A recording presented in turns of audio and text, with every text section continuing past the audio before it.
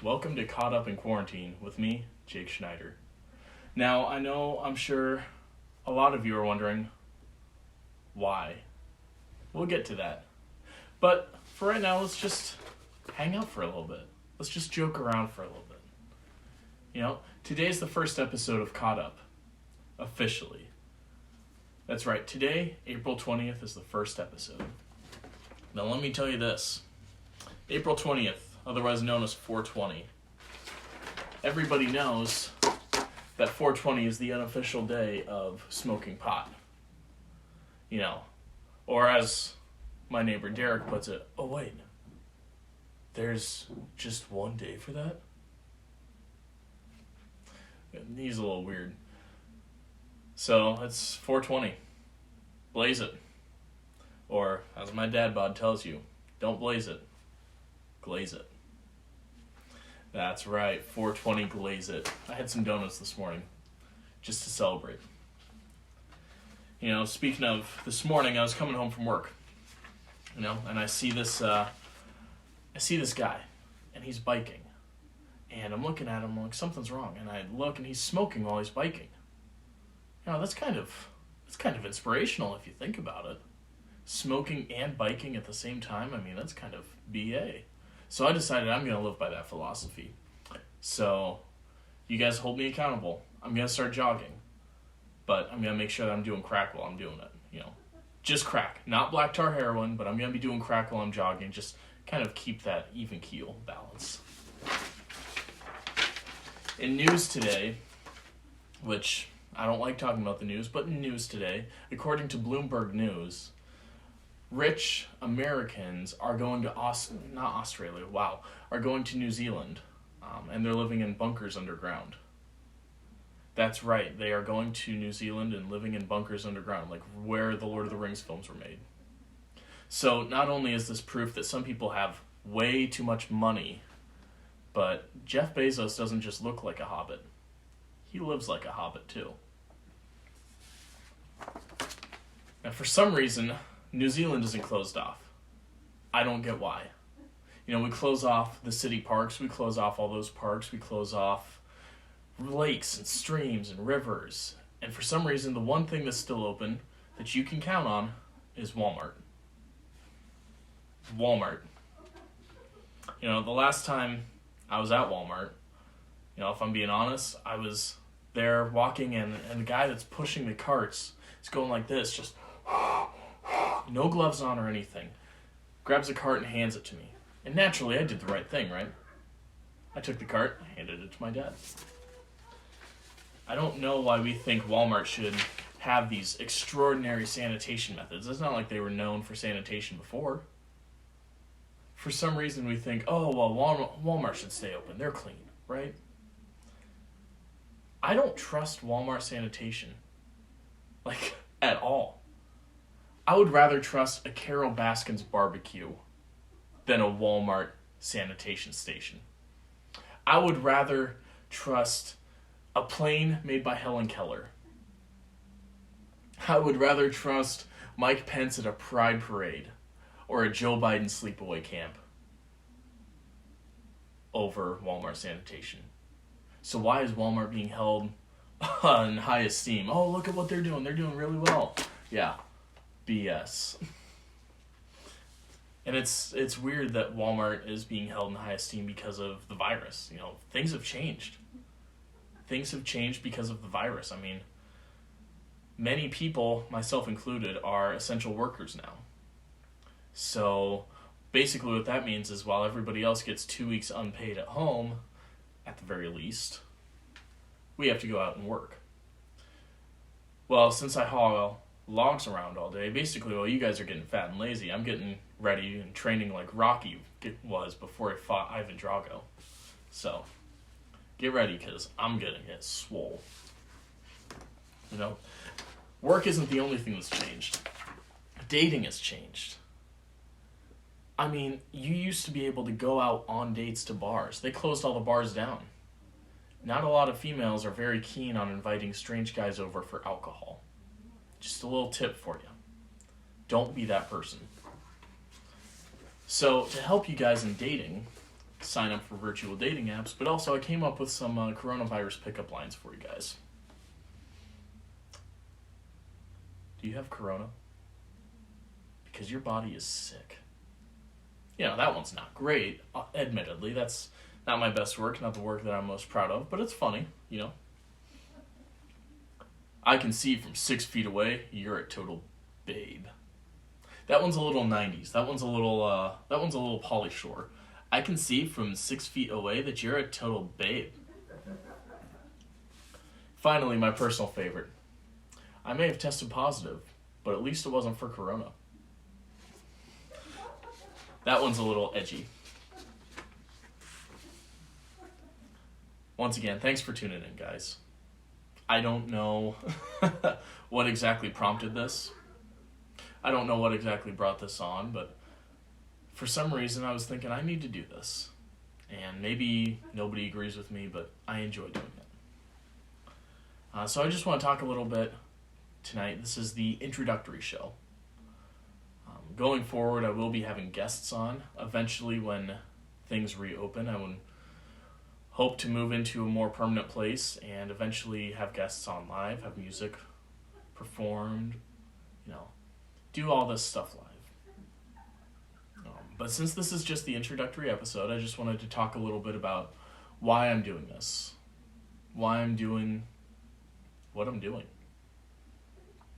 If you watched my trailer at all yesterday, which was not great, but I hope at least one person watched it and was like, that's kind of funny. If you watched my trailer at all lately, it started out with a banner that said The Outsider Project. So what is The Outsider Project? Well, to me, The Outsider Project is this. I've always loved making movies and being on stage, acting, doing what I love, making people smile, entertaining people, that's what I love doing. And I needed to come up with some sort of production name if I was going to keep doing that. So I came up with The Outsider Project, and it's really not as random as it seems. So, as most of you know, I was homeschooled, and that led to a little bit, at first, of what I'd call being a social outcast at school. Now, hold on, before you guys are like, well, you're homeschooled, and you just said you were a social outcast at school. Don't worry, I was also a social outcast at home, too. I wasn't nearly as musical as my siblings, so we didn't necessarily vibe on that level, which always made me feel like an outsider. Just because I was never huge into sports. I played music in high school, but nothing amazing. So I decided to shun the idea of being an outsider. I wanted to be as popular as I could. And I was first introduced to being an outsider when I was in Indianola, and my parents decided to dual enroll us. And basically what that means is, when we're dual enrolled, that means that we're taking classes at the local high school, as well as taking classes at home. So for me, that was band, that was science, economics, and when I was in high school, I finally started to blossom and make more friends, and I was like, I don't want to be an outsider ever again. Another big part of that was the best friends I had growing up, the Carltons. I love them to death. There's nothing wrong with that family, except a couple things here and there, but there's something wrong with everybody. I love that family to death. And the hard part is, whenever we would get together with them, because we'd hang out with them quite a bit, whenever we would get together with them, they had 2 daughters. One was about 5 years older than me, one was 3 years older than me. And then they had 2 other daughters, that one was 3 years younger than me, and one was 6 years younger than me. So I had an older brother who is 3 years older than me, a younger brother who's 3 years younger, and a younger sister who's 6 years younger. So they fit in perfectly for that age gap. And I didn't. I never fit in perfectly. I was always like, oh man, I want to hang out with these people, but either they're too old and I don't get what they're doing, or they're too young and I don't want to hang out. And that was the first time I ever remember really feeling like an outsider outside of just my friends, because these people were my family, you know? And I'm not passing any blame onto them or anything, it's just how the world works. So I was introduced to the idea of being an outsider. And eventually, I found my favorite band, Need to Breathe. They were the song that I was playing when I came and sat down. In fact, their album, right here, Acoustic Live Volume 1, is one of the best musical albums I've ever heard, and was one of the best concerts I've ever been to. I highly recommend checking these guys out. I don't buy vinyl for just anybody. But they have a song called The Outsiders. Instantly gravitated towards it, just instantly. I want to read a lyric from it that will kind of put things into perspective. Through everything we've learned, we've finally come to terms. We are the outsiders. I eventually came to terms with the fact that I was never going to fit in with all my friends. That Echo Smith song, I think that's who it is, I wish that I could be like the cool kids. I finally realized I was never going to be like the cool kids. So what's cooler than being a cool kid? Being an outsider. I'm a lone wolf Dottie. A rebel. So that's where the Outsider Project comes in. I've just always felt a little bit of an outside mentality in my life, and eventually decided to embrace it. Now the name Caught Up. This name dates back a couple years. This name comes from a podcast that I was starting with a friend of mine.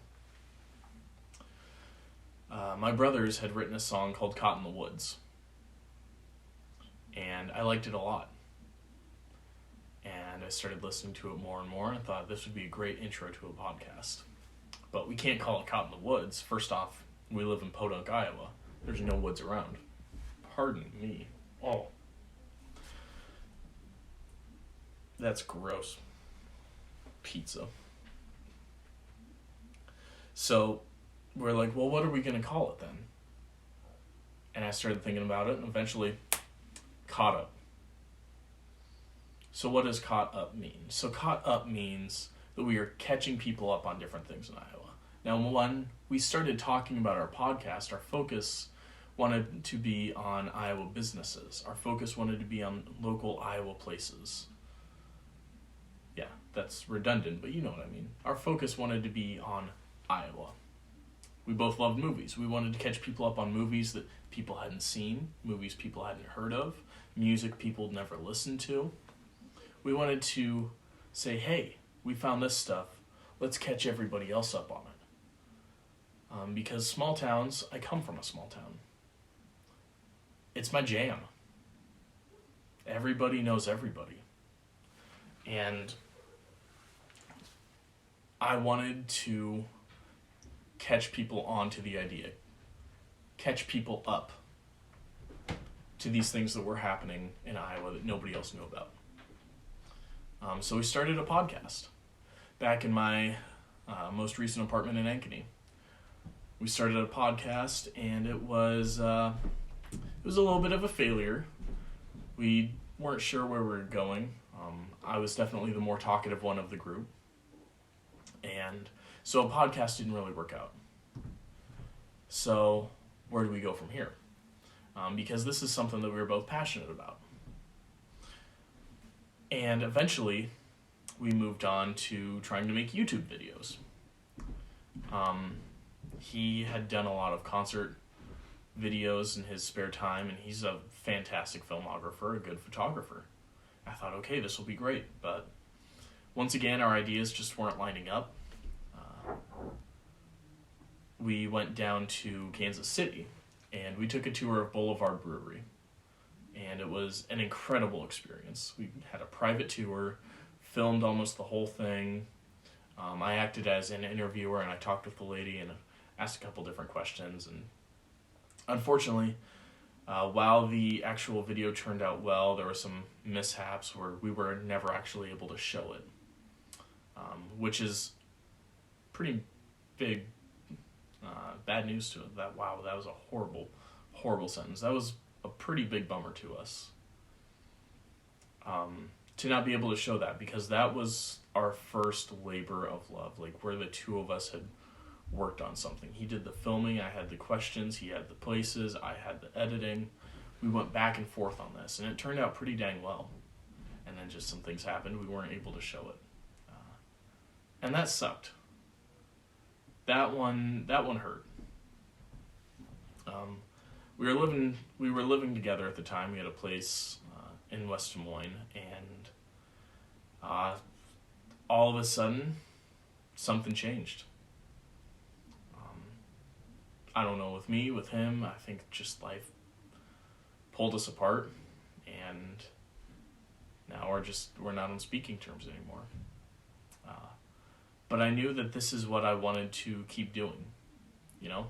I wanted to catch people onto this idea about Iowa being not just cornfields or downtown, but these little nooks and crannies that people don't go to. Valley Junction is full of them. So finally I was just like, I'm going to get my balls and I'm just going to start doing it. Screw it, I'm just going to start doing it. To heck with what other people think. I want to do what I want to do. And that's probably a pretty selfish attitude, but I love making people laugh. And I love entertaining people. I'd done stand-up a couple times before, and I miss being able to do that, you know? I wasn't the funniest guy in the audience, for sure. I wasn't the funniest guy to get up and do it. But that rush, not that validation, but just knowing I made one person smile was worth it, as Mr. Rogers-y and as corny as that sounds. So that's why I want to keep doing this, and it's something that I really hope you all enjoy as well. Something that you all find a little bit of entertainment in these dark times, you know. Because right now, these times suck. There's just no doubt about it. Some of you that are watching may be without a job right now. Maybe on unemployment. Some of you may be putting in extra hours because you are the most essential employee. You know, some of you are parents who are stuck at home with your kids 24/7 and realizing, oh crap, I made a big mistake making these monsters. See, that's why I don't have kids. That, and I tried to adopt 8 kids from Thailand, and they immediately flagged that and said no, they thought I was running a sweatshop. So, there went that idea. But because things are kind of dark right now, kind of bleak, they're kind of unsure for a lot of different people. I want to help support local businesses in whatever way I can. Whether that's the old construction firm I used to work for, Quick Construction, or whether that's the old restaurant I used to work at, Vino 209. Whatever these small businesses are, I want to help support them. And if I get to entertain people while I'm doing it, it's the best of both worlds.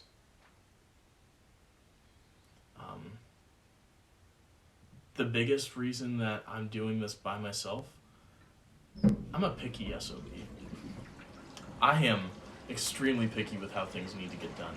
I need to have this here, this here, this here, this here, this shot here, this shot here. I'm a perfectionist, which is why, you know, it really came through when I was in the kitchen. It was a great asset when I was in the kitchen, and now it's a pain in the assets.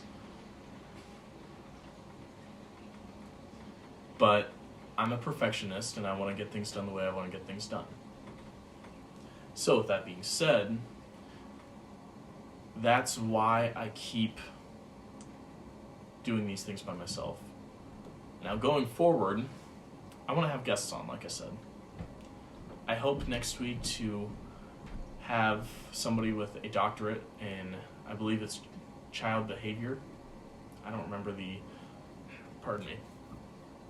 exact doctorate that she has, but I'm going to talk to her, and I want to figure out how are the kids going to recover from this. You know, the kids who weren't able to finish out their school year. How is this quarantine, how is this virus going to affect the kids? I've got a buddy of mine who I'm going to shout out. His name is Jake Schneider. Jake, Schrodt.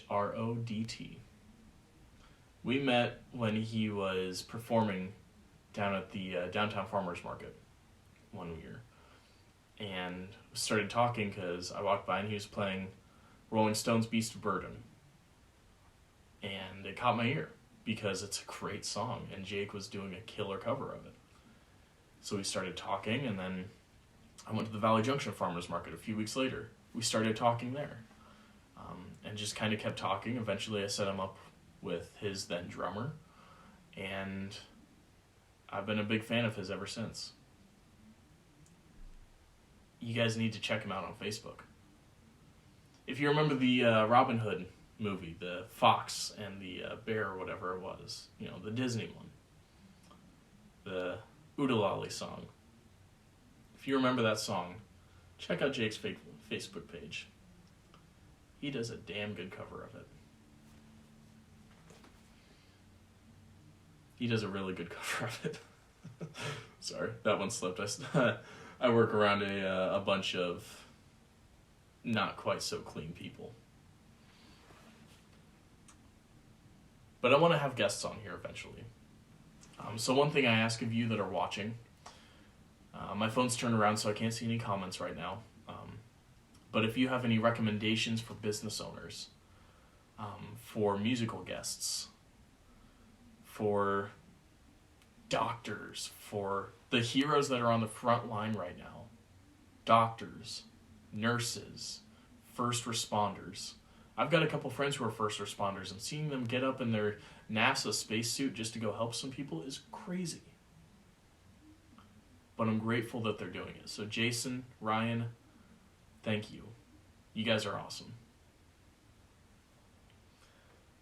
So, you guys have any recommendations for guests I should have on? Let me know in the comments, and I will try and get a hold of them as much as possible. So for tonight, with the remainder of my time, I would like to point out a couple businesses that hold a special place in my heart, because they're from my hometown. The first one is a new one.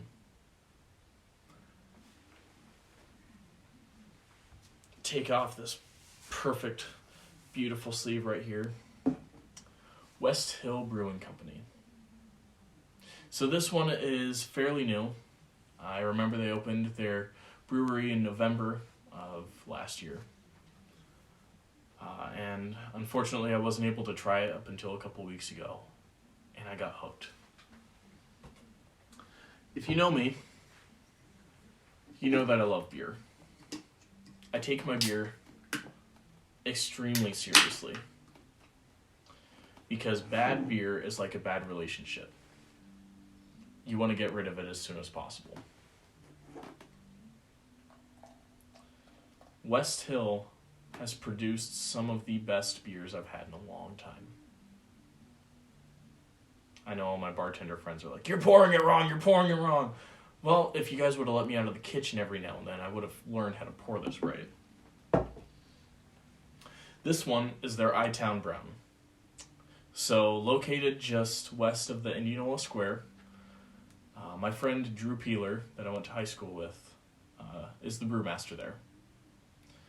And I love all sorts of beers, except for sours. Sours can go themselves. Sours are gross. But this is one of my favorites. Delicious. It's a brown ale, so it's not quite the same as a porter or as a lager or anything else. I mean, That's about the extent of my beer knowledge. I can't tell you anything else about this beer except it is I-Town Brown. The style is brown. The ABV is 4.7, and the date that it was canned was 4/3. So, there you go. A little fun fact for your day. It is nutty. It's roasty. If you've ever had a darker beer like a Guinness or something like that, it's comparable to that. It's not the same, but it's comparable. And I'm probably butchering that, and they probably want me to stop talking. They're not a sponsor. I don't have any sponsors. I mean, look at this. You think I'd get a sponsor? Please. Maybe Men's Fitness, because I would be the exact embodiment of what not to do if you want to look good. So West Hill Brewing. New on the scene. Horrible after brushing your teeth, but it leaves a good aftertaste.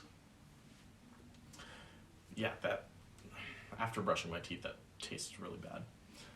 I'm going to leave that over here. Another one is Gibbs A W. This place really has a special place in my heart. Growing up in Indianola, we always knew that A&W was there. We went a couple different times. I went for my birthday a few times growing up. I had friends who would go there for their birthdays. It's such a cool, unique place because you'd be able to drive in and order, and they'd bring the food to you. I had a friend at the time who lived next door, and on Monday nights we'd go over when they were cleaning out the ice cream machines and basically get our load of ice cream, which is why I look like this. It was a cool place. And when I was on a trip my freshman year, I started talking with a friend of mine from high school. And I start telling him, I was like, oh yeah, I applied to the A&W because he was asking about jobs. He's like, oh yeah, my dad owns it. And so the next day, I get a call from A&W, hey, you're hired. All right, cool. I went and worked for a summer and got let go immediately after because I couldn't work the fair. But that was like my first real person job. I used all that money to buy an Xbox that I still have sitting upstairs. So it started off with a special place in my heart. And it wasn't until recently that I found out that that same friend, James, is now the owner. And I couldn't be happier for him. James, if you're watching, congratulations, dude. That's awesome. You know, Gibbs may not be Johnny's Italian Steakhouse. Gibbs may not be Ted's Coney Island. Gibbs may not be insert your favorite place here. But I'll tell you this. Gibbs makes a dang good root beer. I know because I've seen the mixing vats downstairs. They make a dang good piece of fried chicken. I know because I hand battered those pieces of fried chicken for you ungrateful people. And it's delicious. Indianola has a special place in my heart. And a couple years ago, there was finally another place that opened. You know, I love Indianola, but it's always seemed like an ever-evolving door. There's a new business that comes in and lasts for a little bit, then goes away a couple, if they're lucky, a couple years later. But there's this place that opened that stayed around, called the Outside Scoop. Now, if you're from Ankeny, you know the Outside Scoop. It is just north of Main Street Cafe. Same little strip mall area. Because if you're in Ankeny, you're in a strip mall. And don't tell me I'm wrong, because drive around Ankeny and find a place that's not in a strip mall, that's not Hy-Vee or Walmart, I'll give you $20. Not actually, I'm broke.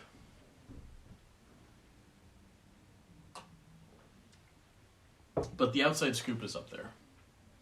And there was a rumor that the person who originally got the recipe for the vanilla ice cream got it from a lady from my church. Because her daughter went to the same college as the person that owned it, something like that. It's recently been sold under new ownership from what I understand. And they make one of the best cups of ice cream you've ever tasted. Dutch letter ice cream, I mean, come on. If you're from Pella and you've never had Dutch letter ice cream, I question your nationality. Are you American or not? Because it's good stuff. We went down there and we grabbed some ice cream for my dad's birthday a couple weeks ago. Delicious. Hand-packed, hand-scooped, made there. Good stuff. I don't know if they still have it, but when I was in high school, you would get like 25 scoops of ice cream and like 4 or 5 brownies, a ton of different toppings, and if you could eat it in under a certain amount of time, then you won a t-shirt and your picture up on the wall. And I kick myself every day for not trying that. Because I figure if I look like this now, like, there was already going to be no hope for me, so I might as well go whole hog, you know? But if you're ever in Indianola or Ankeny, I highly recommend checking out the Outside Scoop. Follow them on Instagram and on Facebook. They have a pink delivery truck. They'll park it at different food festivals and stuff like that. Get some ice cream. You may think, well, that's a little pricey for ice cream, but guess what? It's homemade. Things are pricey when people put love into them.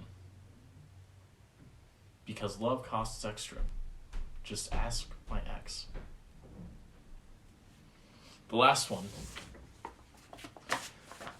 used to be owned by the brother of a good friend of mine, by my former pastor's son, called Crimson Anchor. And what started in this tiny little 60 square foot, I'm exaggerating a little bit, but not greatly, this tiny little 60 square foot shop, whatever you want to call it, closet, has turned into some of the best coffee I've ever had. And I don't say that lightly. I take my coffee, my beer, and my parks and recreation very seriously. And this coffee is good. I mean, just plain and simple. It's good coffee. It's roasted in-house. The new owner, Dave, I've known him for years. I wouldn't say we're best friends or anything like that, but I'll tell you this. He will make you a good cup of coffee and make you feel welcome. So if you get a chance, check out those places on Facebook. I don't know if Gibbs A W has a Facebook, but at the very least, check it out in Indianola. I would appreciate it because that's my hometown. And Indianola will always have a soft spot in my heart. If you do follow me on Facebook, if you're my friend on Facebook, you saw something that I posted a couple days ago asking for different coffee shops in Iowa. Here's the mostly exhaustive map. It's not perfect. It's not 100% done, but it's probably as close as it's going to get. I posted a video last week of my family and I going to Bridge House Coffee in Newton. I gotta stop drinking that beer. It's making me burp and I'm sounding gross in front of all you polite people. I went to Bridge House Coffee with my family. I got a cafe meow, or as my dad called it, a coffee meow. Love you, Pops. And it was a delicious drink. And it wasn't overpriced, anything like that. It sucked that we had to go through the alley for our drive-thru. That was not fun. Because I wanted to go inside and at least take a picture of the inside. But c'est la vie. I should probably learn what that means before I keep saying that. I just realized that I don't know what c'est la vie means. Somebody could comment and tell me it means I see a herd of pigs, and I honestly would probably believe them because the French are weird. But we went to Bridge House, and if you're ever in the Newton area, I highly recommend it. I would give it a solid 3.5 beans out of 5. It was a pretty dang good cup of coffee. So moving forward, what I'm going to do every week is I'm going to highlight new businesses. I'm going to have a guest on, and I'm also going to highlight the new coffee shop I'm going to this weekend. Kind of the little Stefan part of Weekend Update, if you will. This weekend's hottest coffee shop is dead! I can't do Stefan. I'm sorry, I tried. Forgive me, Bill Hader. This weekend, I'm going to 4 different coffee shops between Friday, Saturday, and Sunday. The first one, a friend of mine opened up.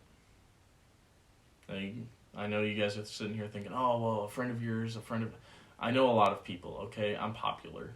What can I say? I make no regrets. We went to camp together.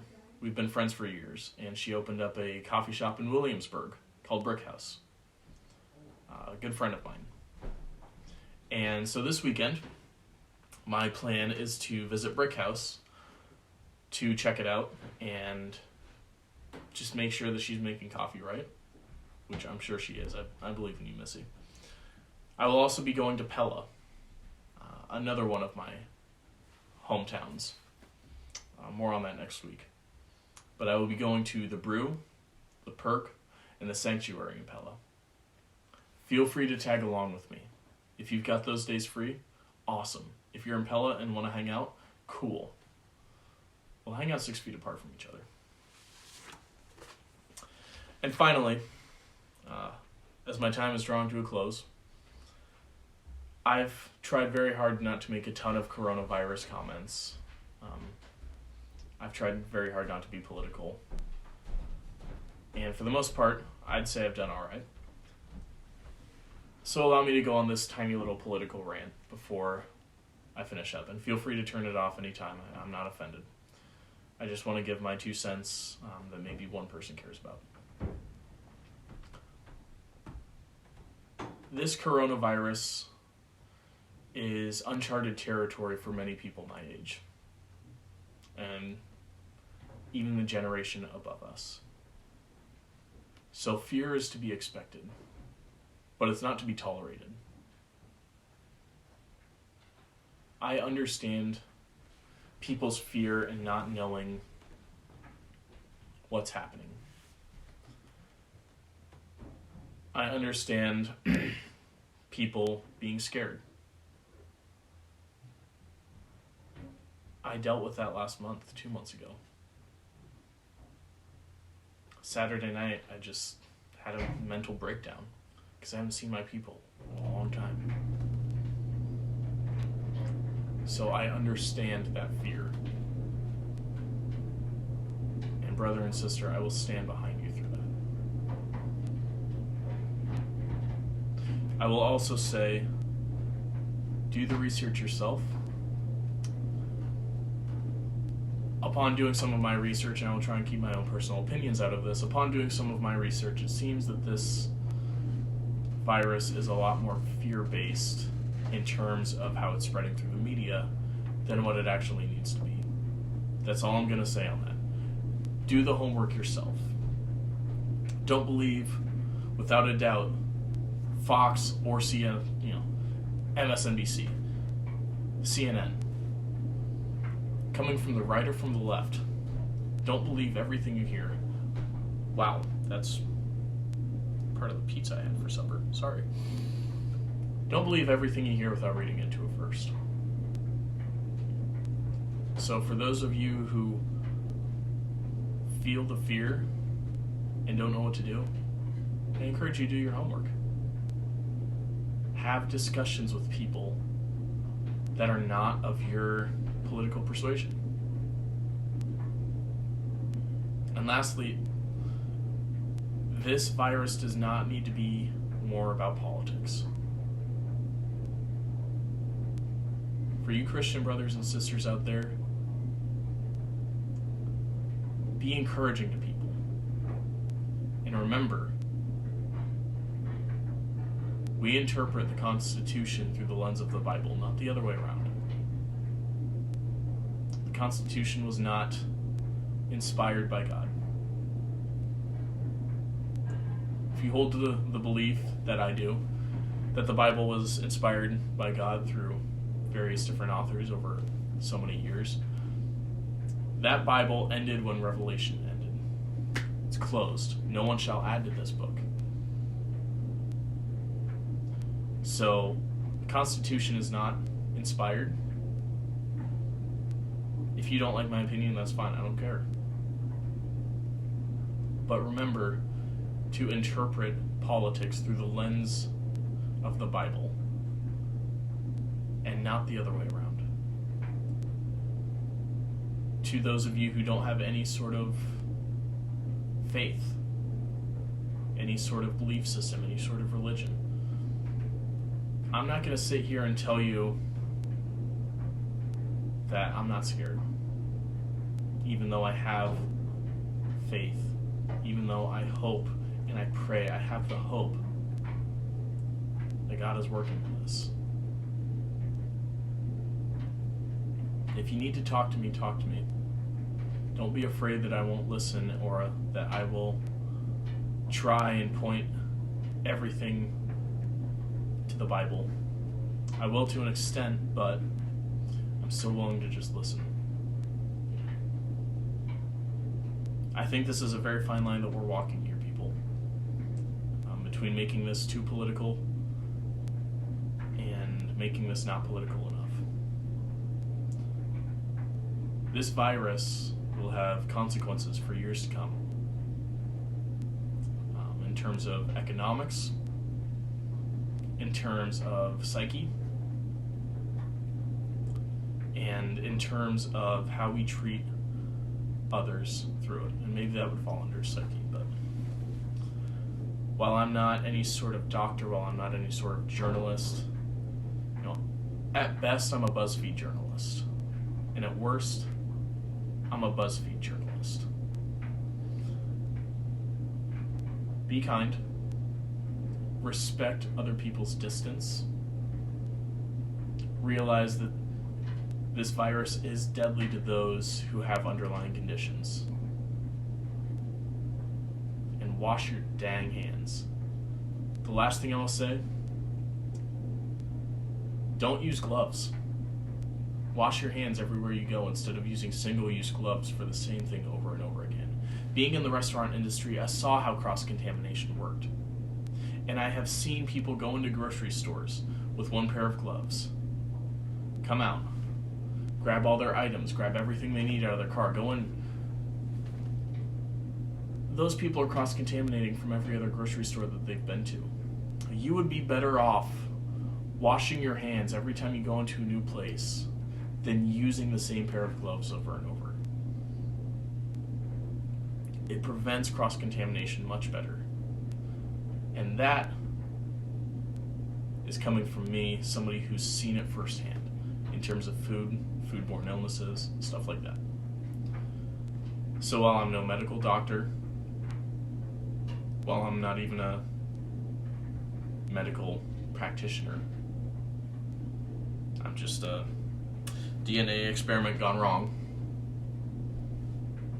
Respect distance, wash your hands, cover your mouth, and most of all, quit making this about yourself and realize that other people are hurting too, and try and help those people. To those of you who tuned in tonight, thank you. All I ask is for a like, a comment, and a share. And that's not so I can become the biggest internet person in the world. That's not it. I just want to encourage as many people as possible. And I'll throw in a little incentive. For everybody that likes, you get one entry. Comment, you get another entry. Share, another entry. So you get 3 entries for a chance to win a $50 Casey's gift card. Or Hy-Vee gift card. Straight from my pocket to you. I've been fortunate enough to have a job right now. And I know some of you aren't. So all I'm asking is a like, a comment, and a share. Because I don't want to just help you personally. I want to help everybody else through encouraging. I'm Jake Schneider. You've been caught up.